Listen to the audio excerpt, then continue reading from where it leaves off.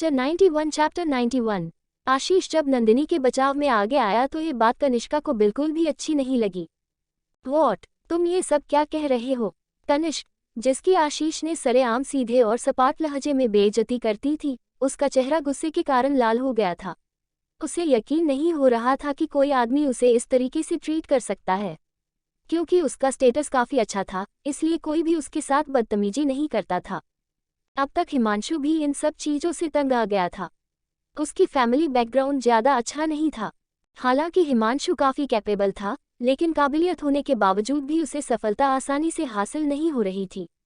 हालांकि जब से वह कनिष्का के साथ रिलेशनशिप में आया था, सबसे उसकी ज़िंदगी काफ़ी अच्छे से बीत रही थी। कनिष्का के साथ रहने की वजह से वह अग्रवाल ग्रुप का जनरल मैनेजर बन गया था। उसका प्रमोशन काफ़ी आसानी से हो गया था। उसके पास अब एक अच्छी और बड़ी पोजीशन थी, जिसके चलते लोग उसके सामने खुद को छोटा महसूस करने लगे थे। लेकिन वहीं दूसरी तरफ आशीष उसे काफ़ी नीचे नज़रों के साथ देख रहा था। आशीष का व्यवहार देखकर हिमांशु गुस्से के साथ साथ शर्मिंदगी भी महसूस कर रहा था।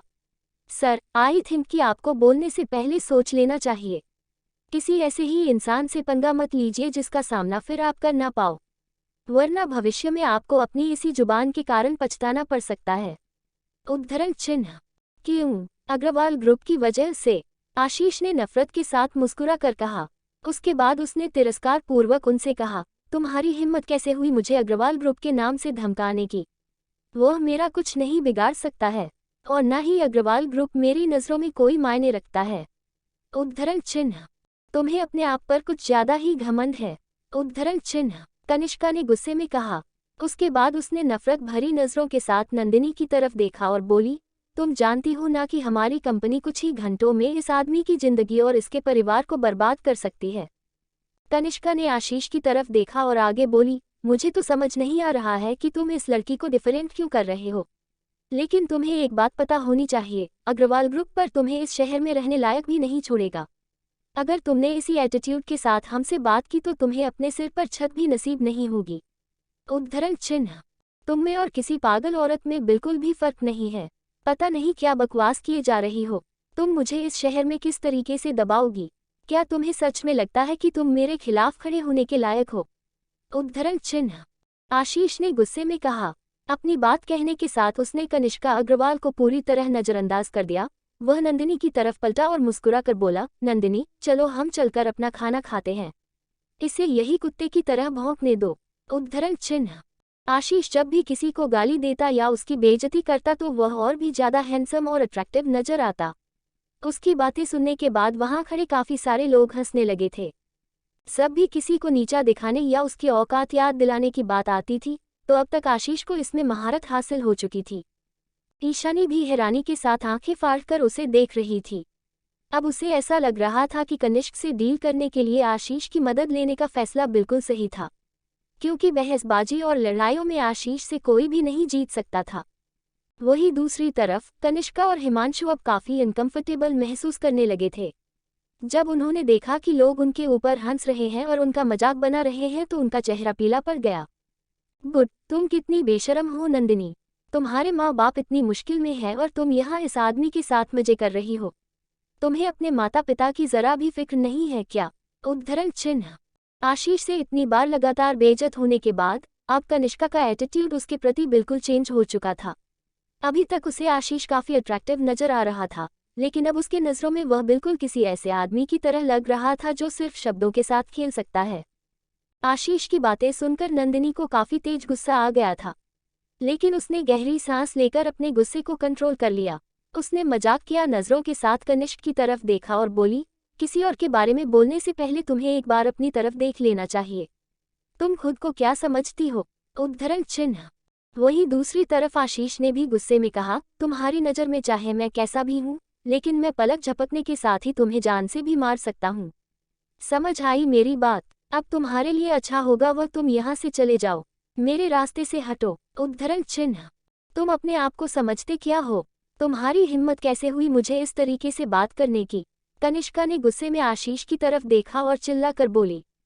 आशीष की आंखें धीरे धीरे बर्फ की तरह ठंडी होती जा रही थी।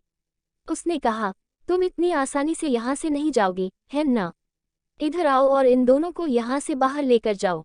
उद्धरण चिन्ह। उनके आसपास जमा हो रखी भीड़ में से ब्लैक सूट पहने हुए 2 बॉडीगार्ड तुरंत सामने आए और कनिष्क और हिमांशु को पकड़कर वहां से बाहर खींचने लगे। ये तुम क्या कर रहे हो? तुम जानते नहीं हो मुझे। हाथ छोड़ो मेरा। कनिष्का गुस्से में चिल्लाए जा रही थी, लेकिन उसकी ऊंची आवाज सुनने के बावजूद भी उन बॉडीगार्ड के कानों पर जू तक नहीं रेंग रही थी।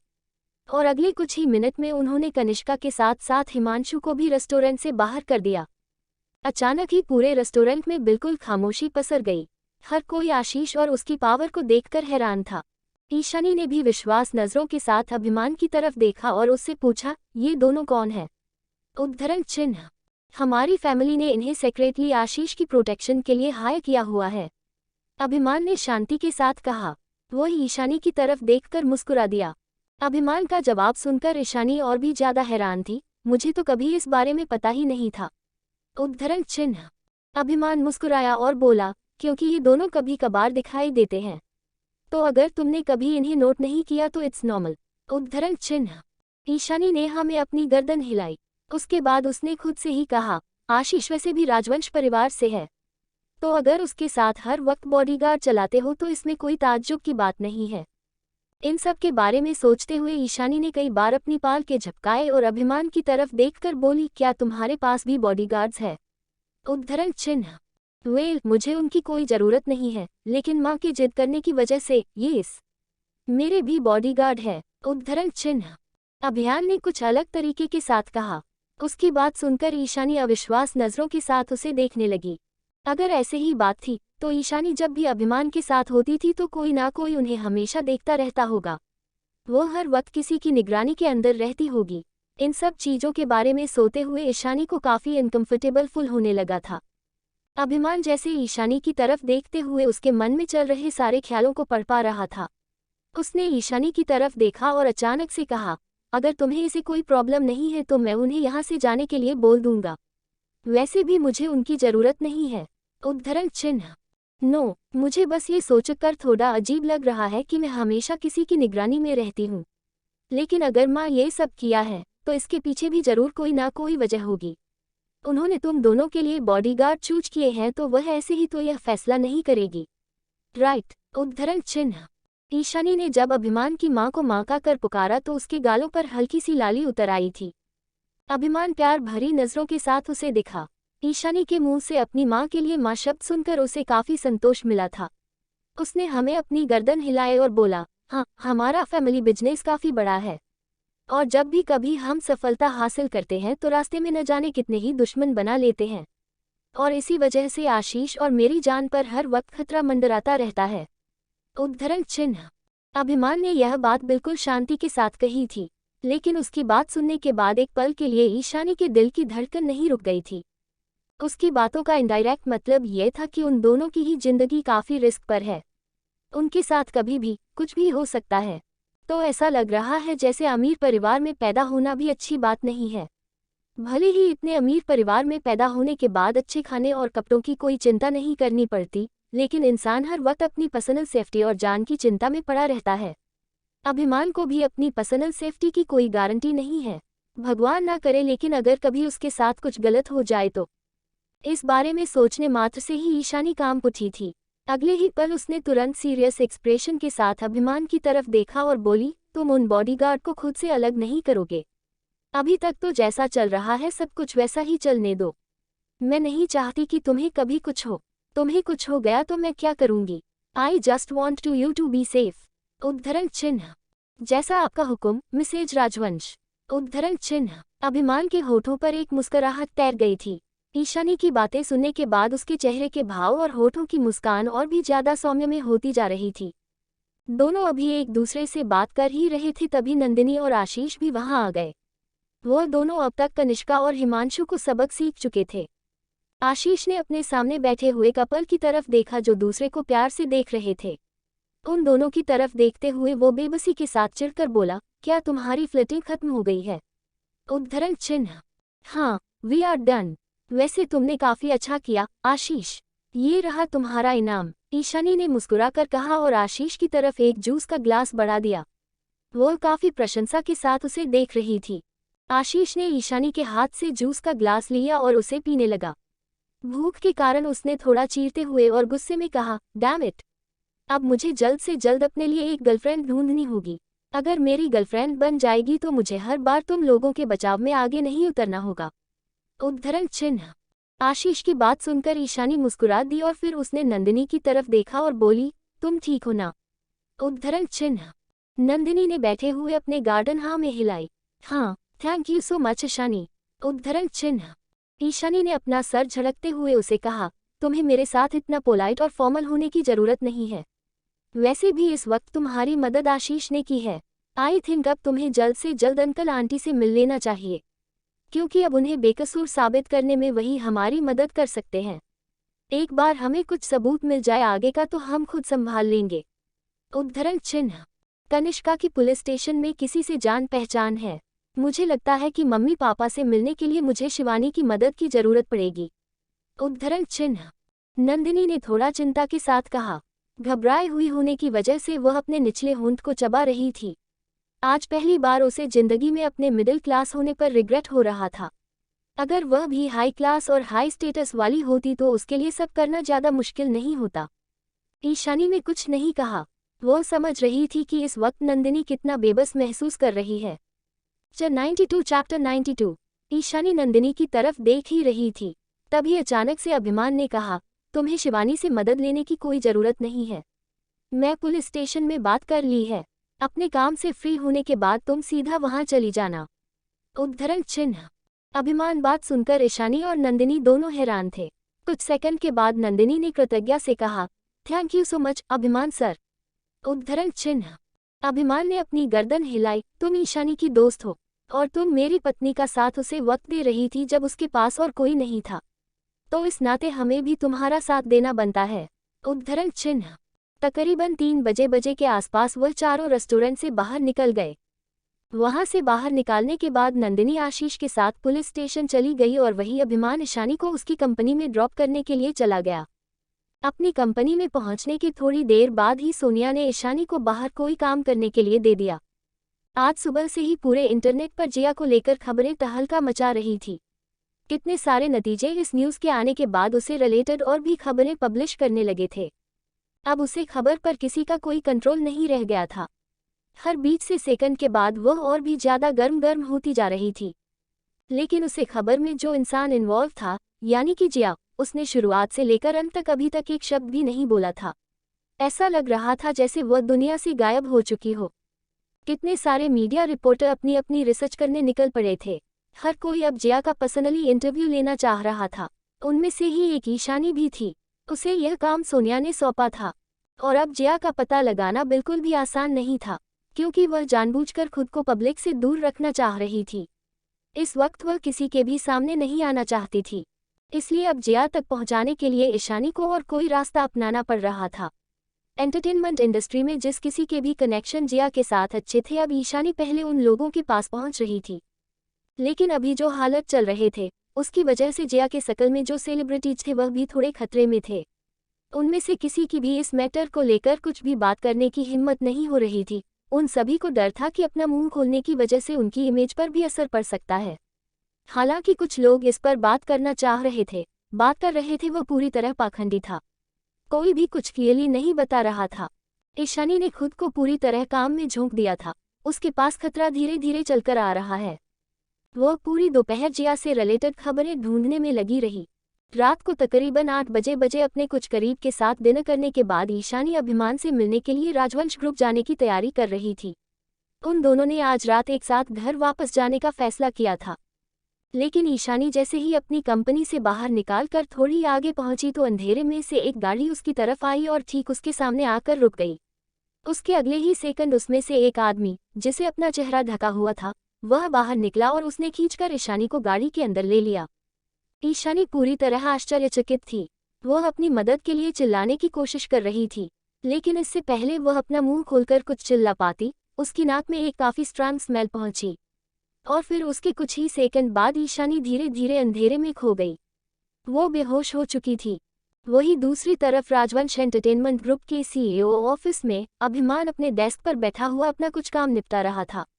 अतुल उसके लिए एक कॉफी का कप लेकर आया और उसने उसे कहा, सर आपकी कॉफी। उद्धरण चिन्ह। अभिमान ने हाँ में अपनी गर्दन हिलाई। उसने पीने के लिए कॉफी का कप अपने हाथ में उठा लिया, लेकिन न जाने क्यों अचानक ही उसके सिर में काफी तेज दर्द उठने लगा। कॉफी के कप पर से उसकी पकड़ ढीली हो गई और वह कप उसके हाथ में से छूटकर सीधा नीचे टेबल पर गिर गया। और अगले ही सेकंड वह ब्लैक कॉफी पूरे टेबल पर भी कर चुकी थी, जिस वजह से काफी इंपॉर्टेंट डॉक्यूमेंट भीग चुके थे। अतुल ये देखकर हैरान था। उसने जल्दी से टिश्यू उठा और टेबल को पोंछने लगा। साथ ही उसने अभिमान की तरफ हैरानी के साथ देखा और फिक्र के साथ उससे पूछा, सर आप ठीक तो है ना? उद्धरण चिन्ह। अभिमान के माथे पर बल पड़ गए। उसे काफी अजीब महसूस हो रहा था। उसने तुरंत अपना हाथ ऊपर उठाया और अपनी घड़ी में टाइम देखने लगा। अभी तक तकरीबन 8:40 हो चुके थे, लेकिन ईशानी अभी तक नहीं आई थी। उसने अपना फोन निकालकर ईशानी के पास कॉल किया, लेकिन ईशानी ने उसके फोन पर का कोई जवाब नहीं दिया। अभिमान ने काफी बार ईशानी को कॉल करने की कोशिश की, लेकिन हर बार अंजाम एक ही आ रहा था। उसके फोन का कोई जवाब नहीं दे रही थी। अभिमान की त्योरिया चढ़ गई। उसने अपना सिर उठाकर अपने सामने खड़े हुए अतुल की तरफ देखा और उससे पूछा, क्या ईशानी यहाँ आई है? उद्धरण चिन्ह। नो सर, मैंने उन्हें यहाँ नहीं देखा है। उद्धरण चिन्ह। अतुल ने अपनी गर्दन ना में हिलाते हुए कहा। उसने देखा कि अभिमान का चेहरा हल्का पीला पड़ चुका है, तो उसने उससे पूछा, क्या हुआ है मिस्टर राजवंश? क्या मैं किसी भी तरीके से आपकी मदद कर सकता हूँ? उद्धरण चिन्ह। कुछ देर तक सोने के बाद अभिमान ने शांत आवाज में उसे कहा, फिलहाल के लिए कुछ भी नहीं, तुम अभी जा सकते हो। उद्धरण चिन्ह। अभिमान ने अतुल को वहां से जाने के लिए बोल दिया था, लेकिन उसे अभी भी ऐसा लग रहा था जिससे कुछ गड़बड़ है। उसने अपने फोन को निकाला और उसमें ट्रैकिंग ऐप को ओपन कर लिया। उसने काफी पहले ही ईशानी के फोन में यह ऐप इंस्टॉल की हुई थी, क्योंकि उसे हमेशा ऐसा लगता था कि अगर कभी ईशानी किसी भी मुसीबत में फंसती है तो वह उसे आसानी से ढूंढ पाए। अभिमान को ऐसा लग रहा था जैसे ईशानी को कुछ काम आ गया होगा, इस वजह से वह अभी तक यहाँ नहीं आई होगी, वरना उसे अभी तक यहाँ आ जाना चाहिए था। लेकिन जब उसने उसे ऐप के अंदर ईशानी की लोकेशन देखी तो उसके चेहरे के भाव अचानक बदल गए। ईशानी की लोकेशन शहर के बाहरी साइड पर कुछ छोटे मोटे एरिया में नजर आ रही थी। अतुल, अभिमान ने चिल्लाकर कहा। अतुल अभी कमरे में से बाहर निकलने ही वाला था, लेकिन जैसे ही उसने अपने बॉस की डरावनी आवाज सुनी तो वह डर के साथ पीछे पलट गया और बोला, यस सर। उद्धरण चिन्ह। जल्दी जाओ और जाकर कार निकालो, हम लोग अभी यहाँ से निकल रहे हैं, जल्दी करो। उद्धरण चिन्ह। कहते हुए अभिमान अपनी कुर्सी पर से खड़ा हो गया। उसने तुमको नहीं बताया कि वह लोग इस वक्त कहाँ और क्यों निकल रहे हैं? खड़े होने के साथ ही उसने अपना कोट उठाया और बाहर निकल गया। अतुल काफी लंबे समय से अभिमान के साथ काम कर रहा था, इसलिए जब उसने उसके चेहरे के सख्त और सीरियस भाव देखे तो वह समझ गया कि जरूर कुछ गलत हुआ है। उसने बिना किसी संकोच के अपनी गर्दन हिलाए और अभिमान के पीछे पीछे चलने लगा। उसने कॉल करके नीचे सिक्योरिटी को गाड़ी बाहर निकालने के लिए बोल दिया था। वहीं दूसरी तरफ ईशानी को अंदाजा भी नहीं था कि वह पिछले कितनी देर से बेहोश थी। जब उसकी आंखें खुली तो उसने खुद को एक अंधेरी जगह पर पाया। उसे वहां से एक काफी अजीब तरीके की बदबू आ रही थी। उसे स्माइल के उसकी नाक में जाने की वजह से ही उसे उल्टी करने का मन होने लगा था। ईशानी बिना कुछ सोची समझी ही बैठने की कोशिश करने लगी तो उसने पाया कि उसके हाथ और पैर दोनों रस्सियों से बंधे हुए हैं। वह आसानी से हिल डुल भी नहीं पा रही थी। ये देखकर ईशानी है उसके साथ असल में क्या हुआ है, इस बात का अंदाजा लगाने के लिए भी उसे कुछ समय लग गया। किडनैपिंग। वो अभिमान से मिलने के लिए उसकी कंपनी में जा रही थी, लेकिन रास्ते में ही किसी ने उसे किडनैप कर लिया। ये ख्याल आते ही उसके पूरे शरीर में सिरहाने दौड़ गई। उसने दरबारी नजरों के साथ अपने आसपास देखा। उसे पूरे कमरे में हजारों तरफ अंधेरा पसरा हुआ था। वहां पर रोशनी सिर्फ बाहर चांद की वजह से आ रही थी। वह समझ गई थी कि उसे किसी ऐसी जगह पर रखा गया है जहां पर कोई आता जाता नहीं है। वहां पर पसरी हुई शांति, वो जगह और चारों तरफ पसरा हुआ भयानक अंधेरा उसके डर को और भी ज्यादा बढ़ा रहा था। हेलो, कोई है यहाँ? उसने कहा। उसकी हल्की कपटी हुई आवाज उसे कमरे के अंदर गूंज उठी। उसे वहां अपनी ही आवाज के अलावा कोई दूसरी आवाज सुनने को नहीं मिल रही थी। ये देखकर वह और भी ज्यादा डर गई। हेलो, कोई है यहाँ? मुझे बाहर जाने दो। क्या चाहिए तुम्हें मुझसे? उद्धरण चिन्ह। ईशानी सिर से लेकर पांव तक बुरी तरह कांप रही थी। उसके साथ ऐसा कुछ पहले कभी भी नहीं हुआ था। इस वक्त वह काफी ज्यादा कंफ्यूज थी। भला कोई उसे किडनैप क्यों करेगा? किडनैपिंग के बदले बोलो उसे क्या ही हासिल करना चाहेंगे? क्या इन सब के पीछे कनिका का हाथ है? नहीं, कनिका पिछले काफी लंबे समय से शांत बैठी है और सबकी बातें मान रही है। तो कनिका ऐसा नहीं कर सकती। लेकिन अगर कहीं का नहीं तो फिर कौन? और कोई उसे क्या ही लेना चाहेगा? एक के बाद एक ईशानी के दिमाग में काफी सारे ख्याल आने लगे थे। लेकिन इस वक्त वह काफी ज्यादा डरी हुई थी। हजार कोशिश करने के बाद भी वह खुद को शांत नहीं रख पा रही थी। अचानक ही उस गोदाम में बना हुआ लोहे का गेट खुलने लगा। दरवाजा खुलने के तुरंत बाद उसके कानों में एक सख्त आवाज पड़ी। वह आदमी कह रहा था, ओह, तो तुम उठ गई हो। उद्धरण चिन्ह। वह आवाज सुनने के बाद ईशानी हैरान थी। वो चौंकना हो गई और उसने खुद को खुद में ही समेट लिया। वह बिल्कुल सिकुड़ गई थी। उसे आदमी के आने के कुछ ही देर बाद गोदाम के अंदर लाइट भी आ गई। लाइट जलने के अगले ही सेकंड ईशानी ने अपनी आंखें बंद कर ली। उसके बाद जब उसने धीरे धीरे अपनी आंखें खोली तो उसने अपने सामने करहट्टे कैट आदमियों को खड़ा पाया जो उसकी तरफ ही आ रहे थे। उन लोगों के कपड़े और उनकी पर्सनैलिटी को देखकर ईशानी ने अंदाजा लगा लिया था कि वह जरूर कोई गैंगस्टर है। तुमने मुझे किडनैप क्यों किया है? क्या चाहिए तुम्हें? उद्धरण चिन्ह। डरे होने के बावजूद भी ईशानी उनसे सवाल कर रही थी। उनकी तरफ एक नज़र देखने के बाद ही वह समझ गई थी कि यह लोग अच्छे इंसान तो बिल्कुल भी नहीं है।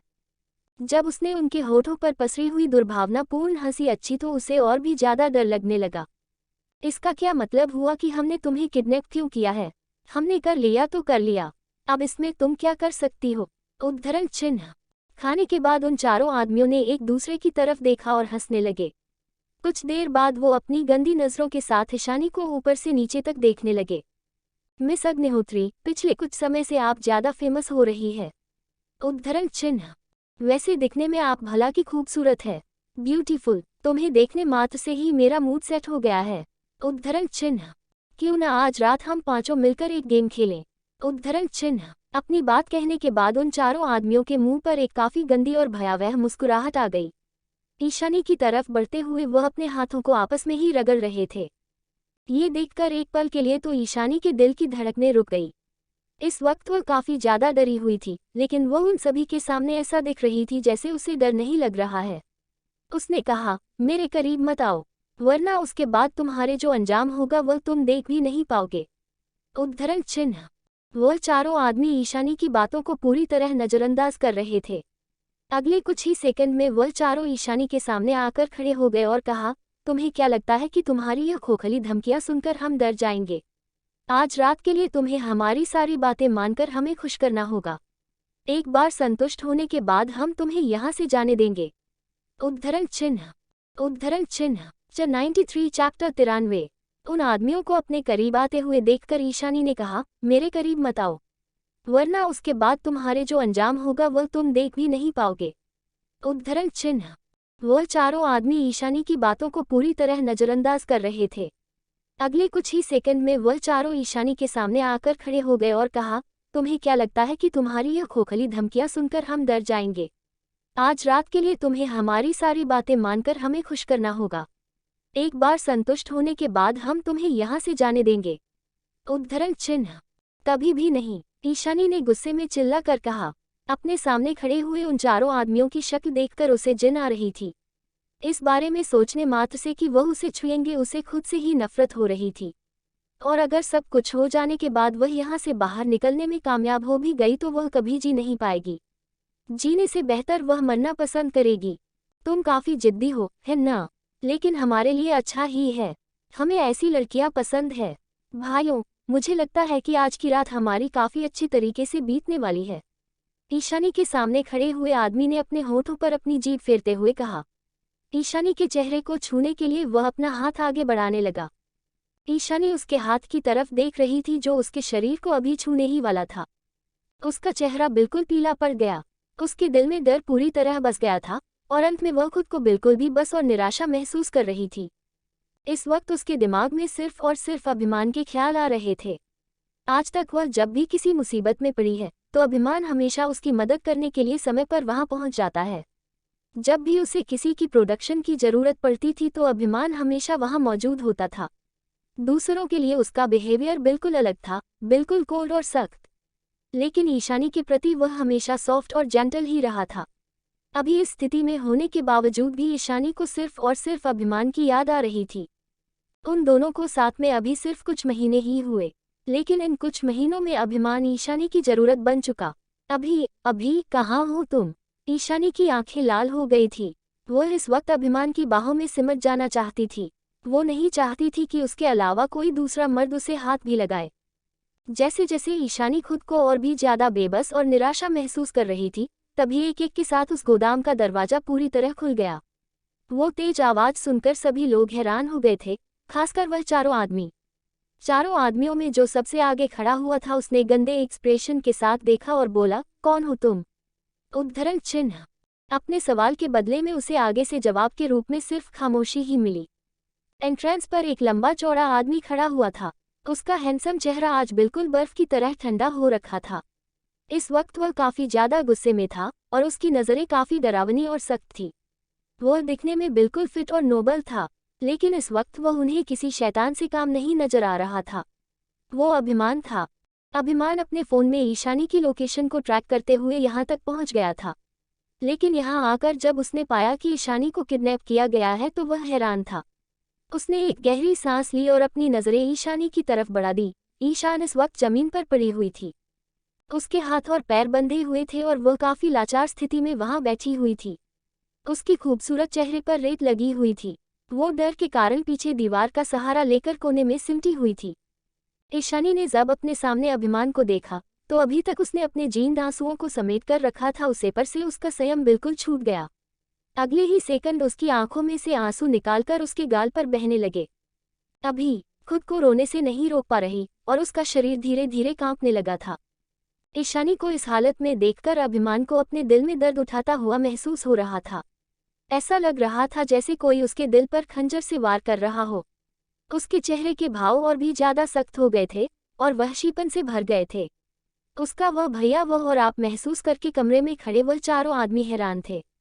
आदमी काफी खतरनाक है, खासकर इसके लुक्स। अभिमान के चेहरे की तरफ देखते हुए उन चारों आदमियों ने अपना थूक अपने गले में निगला। उनमें से एक ने हिम्मत के साथ कहा, तुम तीनों किससे डर रहे हो? यह आदमी अकेला है। अगर हम चारों मिलकर इसका सामना करते हैं तो हम लोग आसानी से इसे हराकर जीत सकते हैं। उद्धरण चिन्ह। बाकी तीनों को उस आदमी की बात बिल्कुल ठीक लगी थी। उन तीनों के चेहरे के भाव तुरंत बदलकर भयावह हो गए। तुम अभी के अभी यहाँ से चले जाओ। हमारे इलाके में जाकर ज्यादा हीरो बनने की कोशिश मत करो। उद्धरण चिन्ह। उनकी तरफ कदम बढ़ाते हुए अभिमान ने उनकी बातों को पूरी तरह नजरअंदाज कर दिया। उसकी गहरी आंखों में तैर रहे भावों को देखते हुए उन चारों के रोंगटे खड़े हो गए थे। साथ ही अब उनके चेहरे पर भी डर नजर आने लगा था। न जाने क्यों, लेकिन अब उन्हें लग रहा था कि अभिमान कोई साधारण इंसान नहीं है। अभिमान को अपनी तरफ आते हुए देखकर उनमें से एक आदमी तुरंत इसने के पास गया और उसने उसकी गर्दन को अपने हाथ में पकड़ लिया। उसने गुस्से में चिल्लाकर कहा, वहीं रुक जाओ, वरना मैं नहीं जानता कि अगले कुछ मिनटों के बाद ये लड़की जिंदा रहेगी या नहीं। उद्धरण चिन्ह। उसे आदमी के अचानक ऐसा करने से ईशानी पूरी तरह डर गई। उसकी जरा सी भी हिले ढूंढने की हिम्मत नहीं हो रही थी। गुस्से के कारण अभिमान की आंखें भी सिकुड़ गई, लेकिन उसे आदमी के ऐसा करने के बाद भी उसके कदम नहीं रुके। उनकी तरफ बढ़ते हुए उसने गुस्से में ठंडा लहजे के साथ कहा, छोड़ दो उसे। उद्धरण चिन्ह। वही रुक जाओ, क्या तुम इसे मरा हुआ देखने के लिए इतने बेसब्र हो? उद्धरण चिन्ह। अभिमान को अभी भी अपनी तरफ बढ़ते हुए देखकर उसे आदमी के पसीने छूटने लगे थे। उसे ऐसा लग रहा था जैसे अभिमान काफी ज्यादा डेंजरस है। मैं तुमसे आखिरी बार कह रहा हूँ, उसे जाने दो। उद्धरण चिन्ह। अभिमान पर उसके धमकियों का कोई असर नहीं पड़ रहा था। उसकी आंखें पहले से भी ज्यादा गहरी हो गई थी। वह बहुत ज्यादा डरावनी लग रही थी। यहाँ तक कि इस वक्त अभिमान की तरफ देखते हुए ईशानी भी डर गई थी। वहीं दूसरी तरफ अभिमान के गुस्से की हदें पार हो चुकी थी। अभिमान का जवाब सुनकर वह आदमी बिल्कुल भी खुश नहीं था। उसने निर्दयता के साथ कहा, वेल, ये तुमने खुद चुना है। अब देखो। उद्धरण चिन्ह। अगले ही पल ईशानी का दाम घुटने लगा था। Damn it! अभिमान के चलने की स्पीड तेज हो गई थी और अगले ही कुछ सेकंड में वही ईशानी के बिल्कुल सामने खड़ा था। वह चारों आदमी ये देखकर हैरान थे। जिस आदमी ने ईशानी को पकड़ा हुआ था उसे ऐसा लग रहा था जैसे अब उसकी जान खतरे में आने वाली है। नो! उसके मुंह से सिर्फ एक यही शब्द निकल पाया।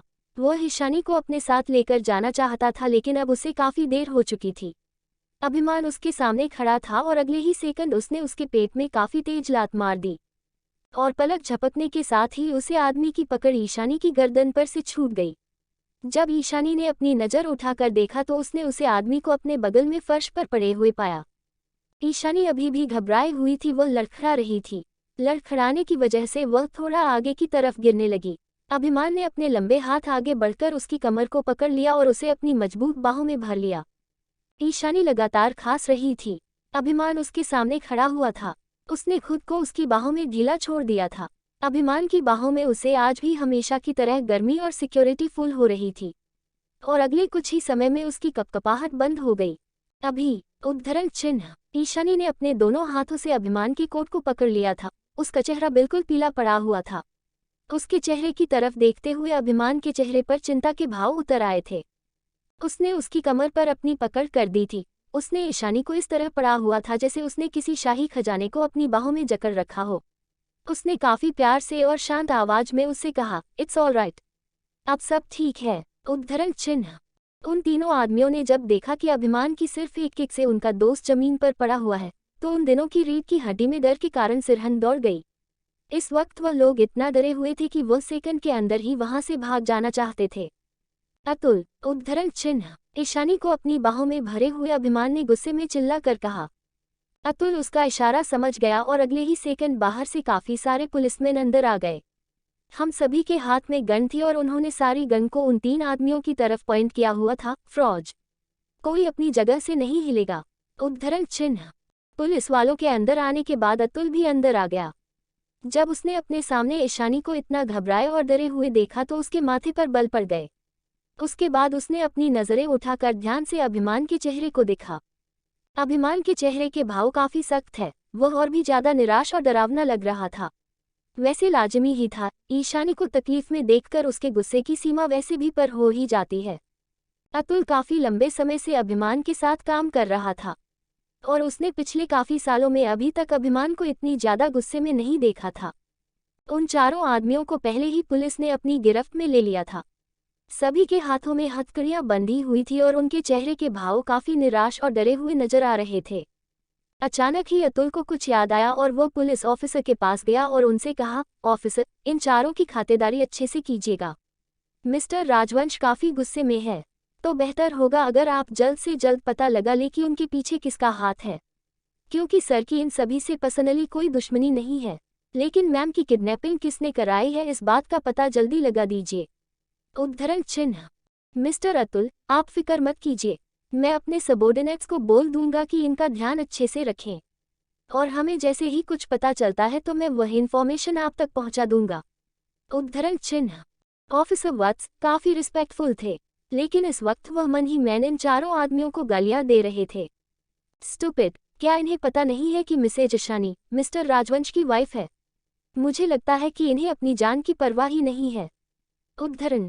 पुलिस जल्दी ही उन चारों आदमियों को वहां से बाहर ले गए। जल्दी ही उसे गोदाम में दोबारा बिल्कुल शांति छा गई थी। अभिमान भी ज्यादा समय के लिए वहां नहीं रुक। उसने ईशानी को अपनी बाहों में उठा लिया और वहां से बाहर निकल गया। सब अभिमान ईशानी को वापस घर पर लेकर आया। तब तक रात के 11 बजे बज चुके थे। पूरे रास्ते ईशानी बिल्कुल खामोश थी। वो एक सेकंड के लिए भी अभिमान से दूर नहीं हुई थी। आज रात जो कुछ भी हुआ उससे वह काफी ज्यादा डर गई थी। बेडरूम में जाने के बाद अभिमान ईशानी को बाथरूम में ले गया और उसने उसको साफ करने में उसकी मदद की। ईशानी के शरीर और उसके कपड़ों पर काफी जगह रेत लगी हुई थी। धीरे धीरे करके ईशानी अपने होश में वापस आ रही थी। वह अभी भी कांप रही थी। जब उसने अपने सामने खड़े हुए इंसान की तरफ देखा तो अगले ही सेकंड उसने अपनी बाहें अभिमान के गले के इर्द गिर्द लपेट दी। अभिमान ने अपनी नजरें नीचे झुकाकर ईशानी के चेहरे की तरफ देखा। ईशानी अपने पंजों पर खड़ी हुई और उसने अभिमान के होठों पर अपने होंठ रख दिए। अभी आज रात जो कुछ भी हुआ मैं उसे भूलना चाहती हूँ। Help me. उद्धरण चिन्ह। 94 चैप्टर 94। अभिमान ईशानी को अपने साथ बाथरूम में ले गया था। वह अभी भी कांप रही थी। जब उसने अपने सामने खड़े हुए इंसान की तरफ देखा तो अगले ही सेकंड उसने अपनी बाहें अभिमान के गले के इर्द गिर्द लपेट दी। अभिमान ने अपनी नजरें नीचे झुकाकर ईशानी के चेहरे की तरफ देखा। ईशानी अपने पंजों पर खड़ी हुई और उसने अभिमान के होठों पर अपने होंठ रख दिए। अभी आज रात जो कुछ भी हुआ मैं उसे भूलना चाहती हूँ। Help me. उद्धरण चिन्ह। ईशानी ने काफी धीमी आवाज में कहा। उसकी आंखों में अभी भी डर छुपा हुआ था। इस वक्त वह काफी घायल नजर आ रही थी, जो अभिमान के प्यार की मदद से पहले की तरह ठीक होना चाह रही थी। अभिमान कुछ देर तक उसके चेहरे की तरफ देखता रहा। ईशानी को इस हालत में देखकर वह खुद को उसका जिम्मेदार ठहरा रहा था। ईशानी की आंखों में उम्मीद देखते हुए उसने हाँ में अपनी गर्दन हिला दी। उसने ईशानी को अपनी गोद में उठाया और उसे लेकर बाथ टब की तरफ बढ़ गया। Anything for you my love, उसने गहरी आवाज में ईशानी के कान में फुसफुसा कर कहा। ईशानी ने अपनी नजरें उठाकर उसकी तरफ देखा। कुछ देर तक वह दोनों ऐसे ही एक दूसरे की आंखों में देखते रहे। ईशानी की आंखों में देखते हुए अभिमान ने अपना चेहरा नीचे झुकाया और उसके होठों को अपने होठों की गिरफ्त में ले लिया। Degree degree degree degree degree degree degree degree degree. Ishani पूरी रात अच्छे से नहीं सो पाई थी। जब भी उसे नींद आती तो उसे डरावने सपने आते और वह बार बार उठ जाते हैं। पूरी रात उसके साथ ऐसा ही होता रहा। लेकिन रात के वक्त जितनी बार भी डर के कारण उसकी आंखें खुली तो हर बार उसने खुद को अभिमान की बाहों में ठीक और सुरक्षित पाया। ईशानी के साथ अभिमान भी पूरी रात जगा हुआ था। ईशानी के सो जाने के बाद भी उसने एक पल के लिए भी अपनी आंखें बंद नहीं की थी। उसके बगल में बैठा हुआ वह पूरे रात उसके बालों में अपना हाथ फिराता रहा। अगली सुबह जब ईशानी की आंख खुली तो अभिमान उसके बगल में नहीं था। और आज एक बार फिर इंटरनेट पर जया से रिलेटेड खबरों ने तहलका मचा रखा था।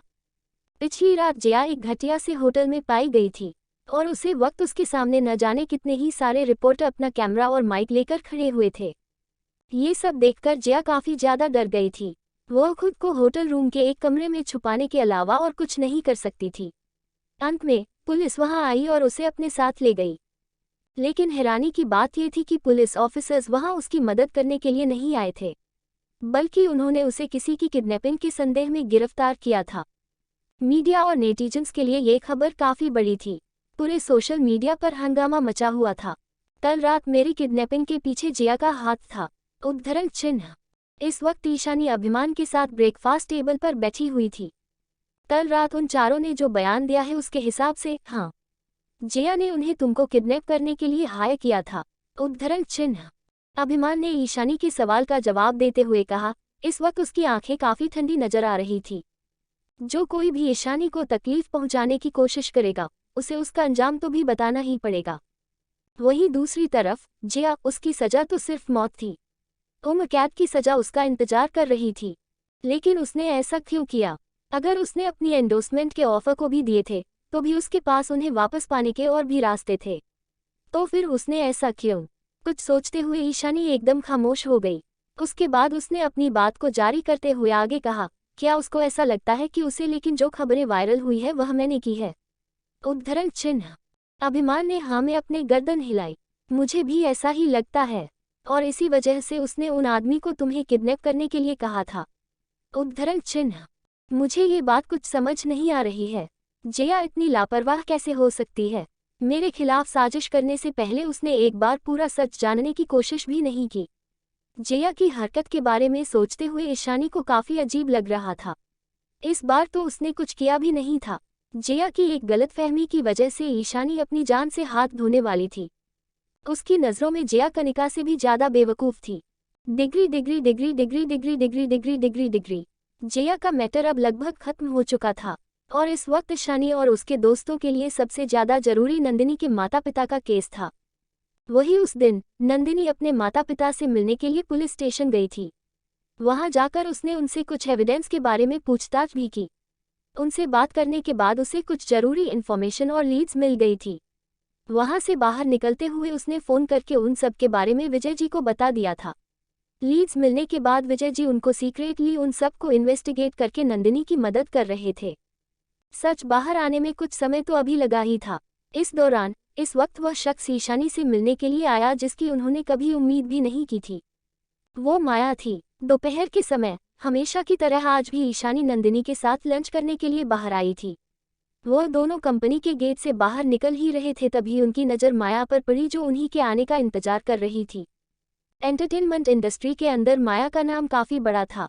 उसका फैन बेस भी काफ़ी अच्छा था, इसलिए पब्लिकली बाहर आना उसके लिए ज़्यादा आसान नहीं होता था। इस वक्त उसने अपने बालों को खुला छोड़ा हुआ था, अपने चेहरे पर उसने मास्क लगाया हुआ था और साथ में सनग्लासेस भी। अपने सिर पर उसने एक टोपी पहनी हुई थी। उसने आज सिंपल ढीला ढले कपड़े पहने हुए थे। वे काफ़ी लुकी थे लेकिन फैशनेबल। इन कपड़ों और चश्मा के कारण माया माया लागी नहीं रही थी। अगर ईशानी को उसकी आवाज की पहचान नहीं होती तो शायद वह उसे पहचान भी न पाती। वहीं दूसरी तरफ नंदिनी नफरत के साथ उसे देख रही थी। अभी तो जिया के आदमियों ने ईशानी को किडनैप किया था, जिसका असर ईशानी की मेंटल हेल्थ पर काफी ज्यादा पड़ा था। और माया जिया की अच्छी दोस्त है, इसलिए नंदिनी की नज़र में वह दोनों एक बराबर ही थी। वह इन लोगों से बात तक नहीं करना चाहते थे। कहीं ना कहीं उसे इस बात का भी डर था कि यह लोग कहीं उसे किसी दिन फंसा ना दे। ईशानी, क्या मैं तुमसे थोड़ी देर के लिए बात कर सकती हूँ? उद्धरण चिन्ह। माया ने ऐसे दिखाए जैसे उसने नंदिनी के नफरत भरे लुक्स को देखा ही ना हो। अपने होठों पर एक सौम्य मुस्कुराहट लिए हुए वह ईशानी की तरफ देख रही थी। ईशानी ने भी अजीब नज़रों के साथ उसकी तरफ देखा और बोली, मैं नहीं, इस वक्त लंच के लिए बाहर जा रहे हैं। अगर तुम्हें कोई प्रॉब्लम नहीं है तो तुम हमारे साथ आ सकती हो। उद्धरण चिन्ह। इनडायरेक्टली ईशानी माया को बताना चाह रही थी कि इस वक्त उसके लिए खाना ज़्यादा जरूरी है। वैसे भी ईशानी के लिए माया कुछ मायने नहीं रखते थे, उसका उससे कोई लेना देना भी नहीं था। ईशानी की बात सुनने के बाद एक सेकंड के लिए माया के चेहरे के भाव बिल्कुल बदल गए, लेकिन इस वक्त उसके लिए ईशानी से बात करना बहुत जरूरी था। कुछ देर तक सोचने के बाद उसने अपनी गर्दन हाँ में हिले और बोली, ठीक है, हम लोग यही पास में बने हुए एक रेस्टोरेंट में चलते हैं और वहाँ प्राइवेट रूम चूज कर लेंगे। उद्धरण चिन्ह। ईशानी ने माया के बात का विरोध नहीं किया, क्योंकि वह भी जानती थी कि माया के लिए पब्लिकली बाहर आना आसान नहीं है। वह तीनों एक साथ वहां से बाहर उसे रेस्टोरेंट की तरफ बढ़ गए। आजकल उन्होंने अपने लिए एक प्राइवेट रूम बुक किया, क्योंकि माया किसी नॉर्मल रेस्टोरेंट में बैठकर खाना नहीं खा सकती थी। वह तीनों वहां अंदर जाकर बैठ गए और कुछ देर बाद वेटर ऑर्डर लेने के लिए उनके पास आ गया। उन तीनों ने अपने लिए खाना ऑर्डर किया। ईशानी ने अपनी नजरें उठाकर माया की तरफ देखा और बोली, तुम मुझसे किस बारे में बात करना चाहती हो? उद्धरण चिन्ह। मुझे तुमसे जिया को लेकर कुछ बात करनी है। उद्धरण चिन्ह। माया ने अपने चेहरे पर से अपना मास्क और सनग्लासेस उतारते हुए कहा। वह ईशानी के साथ इधर उधर की बातें नहीं करना चाहती थी। साथ ही वो अच्छे से जानती थी कि ईशानी भी सीधा मुद्दे की बात करना पसंद करती है। ईशानी को पहले से ही इसी बात की उम्मीद थी। उसने अपना मुंह बनाते हुए कहा, जिया मेरी दोस्त नहीं है और मेरे पास उससे रिलेटेड कोई भी बात करने के लिए टाइम नहीं है। उद्धरण चिन्ह। ईशानी, मैं तुमसे सीधा मुद्दे की बात करूंगी। जिया को अभी हाल ही में अरेस्ट कर लिया गया है। उसे पर किसी की किडनैपिंग को लेकर संदेह किया गया है। मैं सब के बारे में पहले से ही सब कुछ जानती थी, लेकिन तुम इन सब में उसे कसूरवार नहीं ठहरा सकती। गलती तुम्हारी है। तुम एक काफ़ी फेमस और अच्छी रिपोर्टर हो। सबसे पहले तुमने उसकी सारी एंडोर्समेंट कैंसिल कर दी और उसके बाद उसकी पर्सनल लाइफ से रिलेटेड न्यूज पब्लिश कर दी। जिया सिर्फ तुमसे इन सब का बदला ले रही थी। तुम ही बताओ, क्या तुम्हारा उसे इस तरीके से ट्रीट करना ठीक था?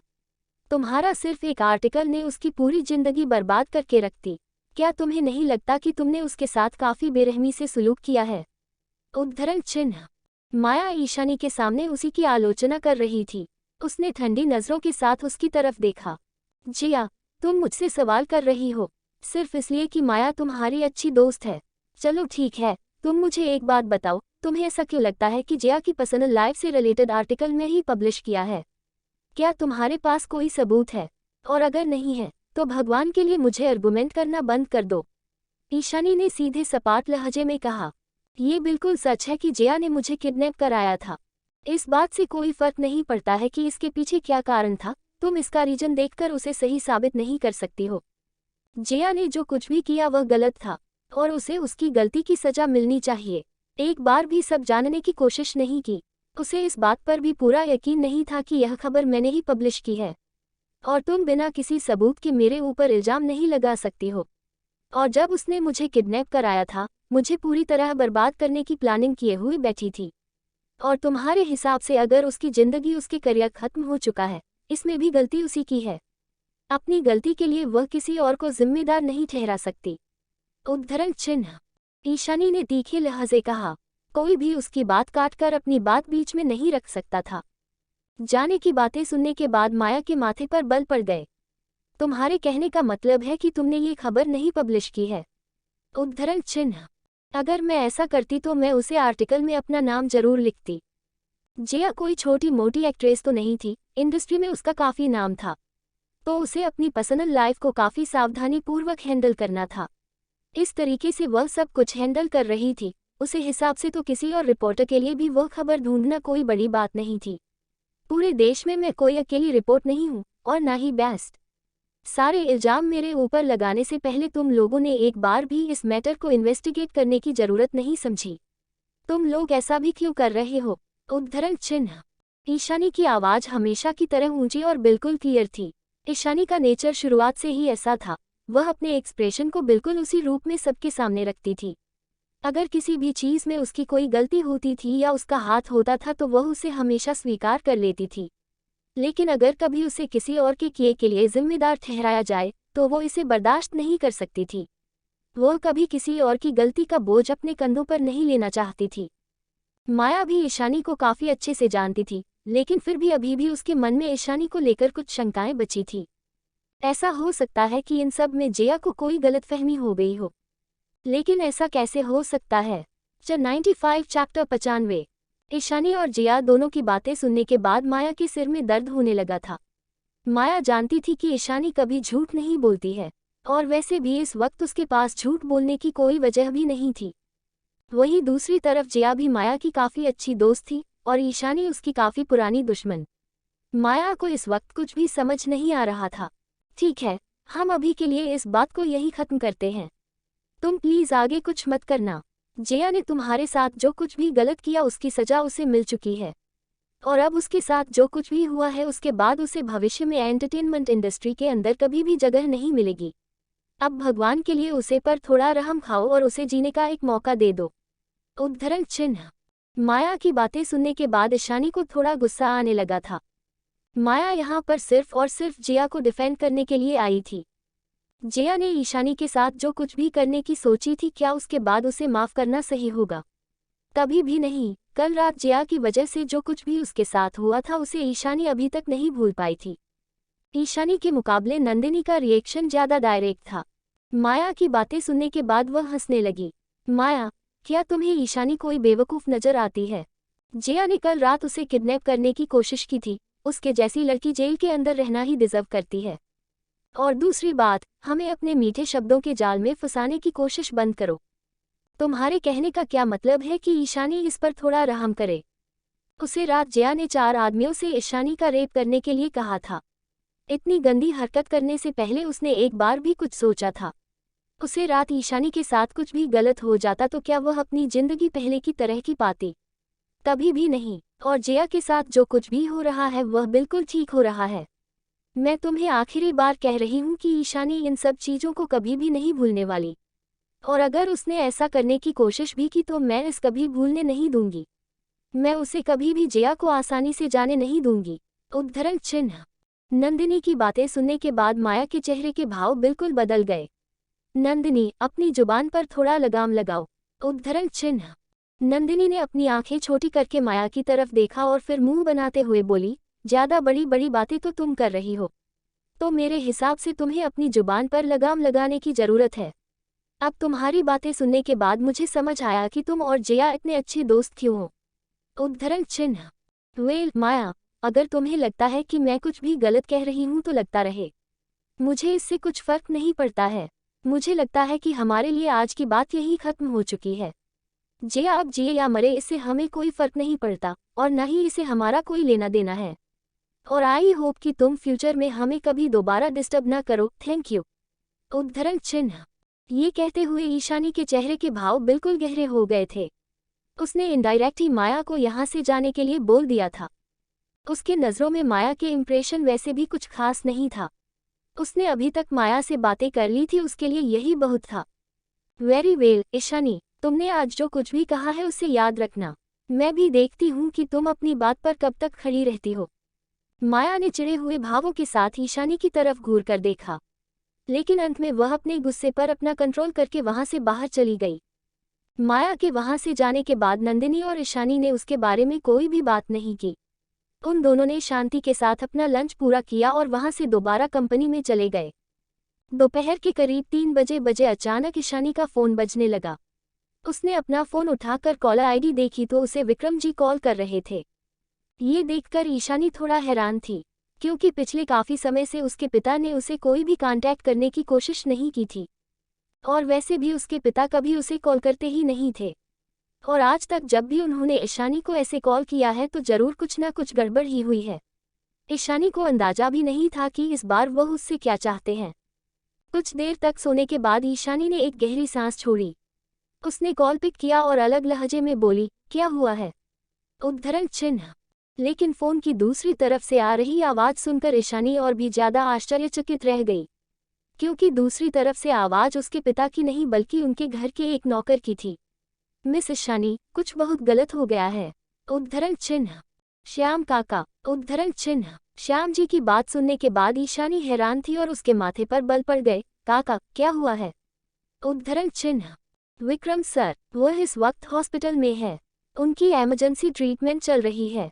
व्हाट? उद्धरण चिन्ह। श्याम जी की बात सुनने के तुरंत बाद ईशानी के चेहरे के भाव बिल्कुल बदल गए।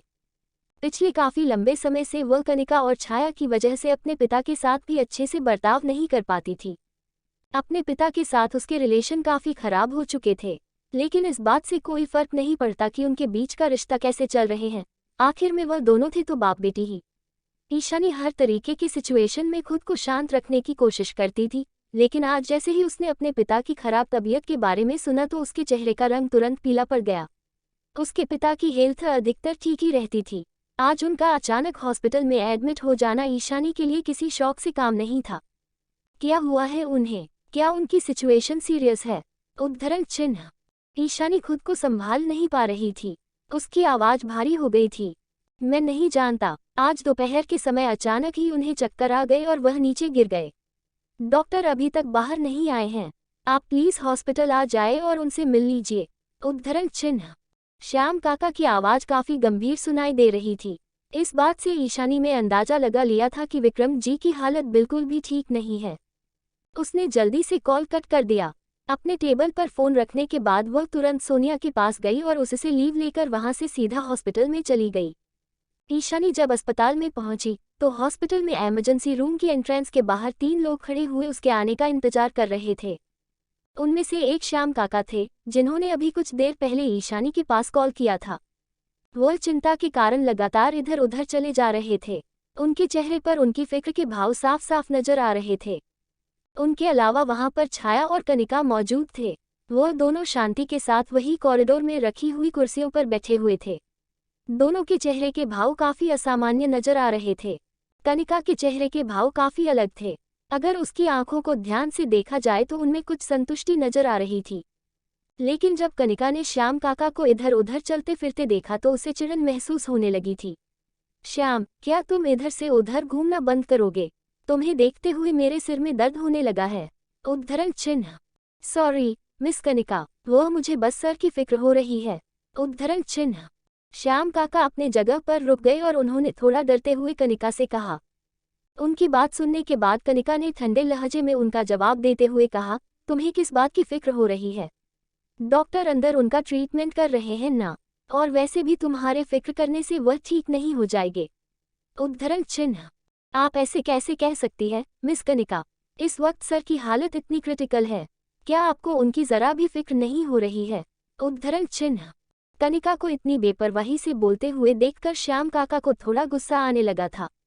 श्याम काका की बातें सुनने के बाद कनिका के चेहरे के भाव बदल गए। वह जानती थी कि इस वक्त उसे ऐसे एक्ट नहीं करना चाहिए। श्याम काका की तरफ देखते हुए उसने गुस्से में अपने दांत पीसे और बुदबुदा कर बोली, बूढ़ा आदमी। उद्धरण चिन्ह। श्याम काका से बात खत्म करने के बाद उसने उसे पूरी तरह इग्नोर कर दिया। उसके बाद वो अपने बगल में बैठी हुई छाया की तरफ देखने लगी। इस वक्त छाया थोड़ी और सहज नजर आ रही थी। उसने अपने हाथों की मुट्ठियां इतनी कसकर भेजी हुई थी कि उसकी नसें साफ साफ दिखाई दे रही थी। उसके चेहरे के भावों को देखकर लग रहा था जैसे चिंता से ज्यादा तो वह घबराई हुई है। छाया कोई हालत में देखकर कनिका के माथे पर बल पड़ गए। उसने छाया के हाथ को अपने हाथों में लिया और उसके कान में बोली, मॉम, आप इतना नर्वस क्यों हो? वही ईशानी यहाँ आ रही है, तो बेहतर होगा कि आप थोड़ा शांत रहने की कोशिश करें। वो लड़की बहुत चालाक है। अगर उसे किसी चीज की थोड़ी सी भी भनक लग गई तो हमारे लिए काफी मुश्किल खड़ी हो सकती है। उद्धरण चिन्ह। मैं जानती हूँ, लेकिन मैं खुद पर कंट्रोल नहीं कर पा रही हूँ। उद्धरण चिन्ह। छाया का शरीर कांपने लगा था। उसकी आंखों में डर साफ साफ दिखाई दे रहा था। ऐसा लग रहा था जैसे उसने कुछ काफी गलत किया हो। छाया को इस हालत में देखकर कनिका ने अपने दांत पीसते हुए उसे सीधा डराते हुए कहा, मॉम, त्रिपाठी फैमिली इस वक्त मुश्किल में है, तो अब मैं अग्निहोत्री परिवार के पैसों का इस्तेमाल करके उनकी मदद कर सकती हूँ। और अगर हम ऐसा करने में कामयाब हो गए तो हमारे आगे की पूरी जिंदगी काफी अच्छे से गुजरेगी। और अगर इस बीच थोड़ी सी भी गड़बड़ हो गई तो वही ईशानी हम दोनों का जीना मुश्किल कर देगी, और अंत में हमें अग्निहोत्री परिवार से एक फूटी कोड़ी भी नसीब नहीं होंगी। उद्धरण चिन्ह। कनिका की बातें सुनकर छाया अंदर तक कांप गई थी। मैं जानती हूँ कि तुम क्या कहना चाह रही हो, लेकिन अगर विक्रम को कुछ भी हो गया तो। उद्धरण चिन्ह। Shut up mom. उद्धरण चिन्ह। छाया की बातें सुनने के बाद कनिका को गुस्सा आने लगा था। उसने धीमी आवाज में चिल्लाकर उसे चुप रहने के लिए कहा। कनिका ने अपने से थोड़ी दूर खड़े हुए श्याम काका की तरफ देखा। जब उसने देखा कि वो उनकी तरफ बिल्कुल भी ध्यान नहीं दे रहे हैं तो उसने आगे अपनी बात जारी करते हुए छाया से कहा, मॉम, बेहतर होगा अगर आप ऐसे बेफिजूल की बातें ना ही करें, क्योंकि आपको देखकर साफ साफ पता चल रहा है कि आपने कुछ गड़बड़ की है, और अगर गलती से भी आपके मुंह से कुछ गलत निकल गया तो हमारा खेल वही खत्म हो जाएगा। मैं वैसे भी आपसे ज़्यादा कुछ करने के लिए नहीं कह रही हूँ। आपको सिर्फ खुद को नॉर्मल दिखाना है और ऐसा भी सेंड करना है जैसे हमें इन सब के बारे में कुछ नहीं पता है। और याद रखना कि अगर आपकी किसी भी गलती की वजह से हम लोग फंस गए तो मैं उसमें आपका साथ नहीं दूंगी। आपको अपने आगे की पूरी जिंदगी अकेले गुजारनी होगी, फिर चाहे वह अभी के आपके आगे के कुछ साल हो या आपके बुढ़ापा। उद्धरण चिन्ह। कनिका की बातें सुनकर छाया आश्चर्यचकित रह गई। उसने खुद पर कंट्रोल किया और सीरियस होते हुए बोली, मैं भविष्य में ऐसी कोई बात अपनी जुबान पर भी नहीं आने दूंगी। उद्धरण चिन्ह। वह दोनों एक दूसरे से बात कर रहे थे तभी ईशानी वहां आ गई। श्याम काका ने उसे देखकर उसे पूरी इज्जत के साथ ग्रीट किया और उससे बोले, मिस ईशानी, आप आ गई। उद्धरण चिन्ह। यस। उद्धरण चिन्ह। ईशानी ने हमें अपनी गर्दन हिलाए और फिर कनिका और छाया की तरफ देखा। उसने उन दोनों को पूरी तरह नजरअंदाज किया और फिर श्याम काका से पूछा, पापा कहाँ पर है?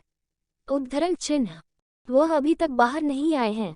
श्याम काका ने ईशानी के सवाल का जवाब देते हुए कहा। ईशानी के माथे पर बल पड़ गए। आप लोगों को अस्पताल में आए हुए कितना समय हो गया है? उद्धरण चिन्ह। लगभग 1 घंटा। श्याम काका ने ऑपरेशन थिएटर के अंदर देखते हुए चिंता के साथ कहा। वहां पर एग्जैक्टली हुआ क्या था? उद्धरण चिन्ह। ईशानी ने काफी शांत आवाज में पूछा। अपनी बात पूछते हुए उसने श्याम काका को एक कुर्सी पर बैठने के लिए इशारा कर दिया।